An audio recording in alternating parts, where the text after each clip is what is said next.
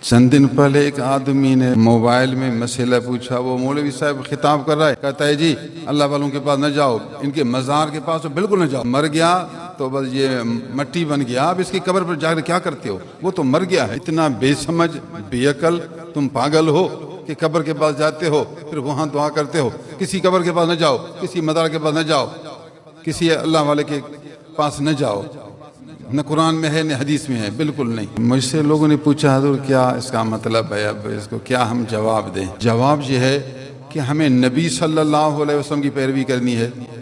رسول اللہ صلی اللہ علیہ وسلم قبروں کے پاس جاتے تھے۔ قریب جنت البقیع ہے، جنت البقیع میں سب اللہ کے نیک بندے لیٹے ہوئے ہیں، قبرستان ہے، مدینہ شریف کا قبرستان ہے جنت البقیع۔ نبی کریم صلی اللہ علیہ وسلم خود قبرستان جاتے تھے، وہاں دعا کرتے تھے۔ اگر قبرستان جانا جائز نہ ہوتا تو رسول اللہ نہ جاتے۔ احد کے قریب شہدائے احد ہیں، صحابہ کرام شہید ہوئے جنگ احد میں، ان کو وہاں دفن کیا گیا۔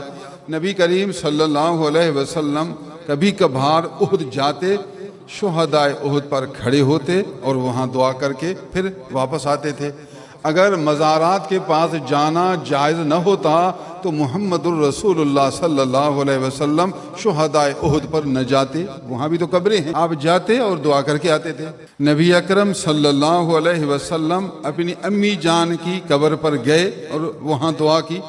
اگر قبر پر جانا جائز نہ ہوتا نبی اکرم صلی اللہ علیہ وسلم اپنی امی جان کے قبر پر نہ جاتے۔ یہ حضور کا عمل۔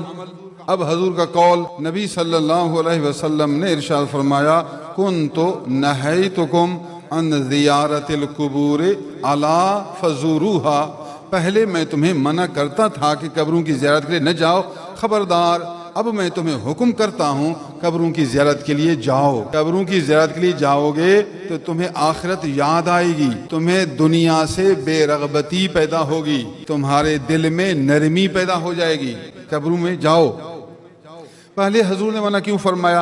اب بات واضح ہے کہ پہلے منع تھا، اس لیے کہ بت پرستی کا آغاز تھا، لوگ بت پرستی زیادہ کرتے تھے۔ حضور نے فرمایا اگر یہ قبروں کے پاس جائیں گے شاید ان کے دل میں وہی پرانی بات بت پرستی والی آ جائے، پھر قبروں کو پوجنا شروع کریں، اس لیے حضور نے منع فرمایا تھا۔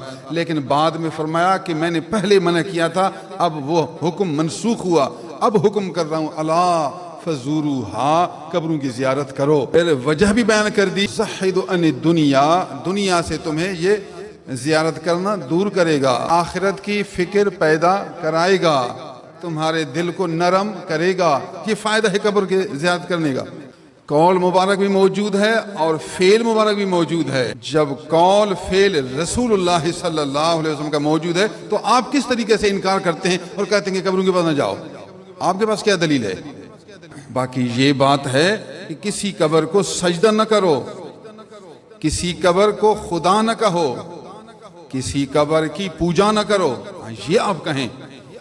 کوئی قبر بت نہیں ہے، کوئی قبر خدا نہیں ہے، کوئی قبر لائق سجدہ نہیں، سجدہ صرف اللہ کے لیے، عبادت صرف اللہ کے لیے، زیارت اہل قبول کے لیے، دعا اہل قبول کے لیے۔ دعا اور چیز ہے، زیارت اور چیز ہے، سجدہ اور چیز ہے، عبادت اور چیز ہے۔ سمجھ کی ضرورت ہے، جو ناجائز ہے آپ اس کو ناجائز کہیں، جو جائز ہے آپ اس کو جائز کہیں۔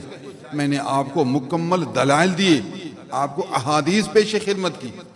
اگر آپ کسی جاہل کی صحبت میں بیٹھیں گے آپ کو پھر ایسی باتیں کرے گا، دماغ خراب ہوگا۔ اور آج کل ایسے گمراہ لوگ بھی بہت ہیں، لوگوں کو اہل اللہ سے دور کرتے ہیں، اکابرین سے دور کرتے ہیں، نیک لوگوں سے محروم کرنے کی کوشش کرتے ہیں، اصل میں سازش غیر مسلمین کی ہے۔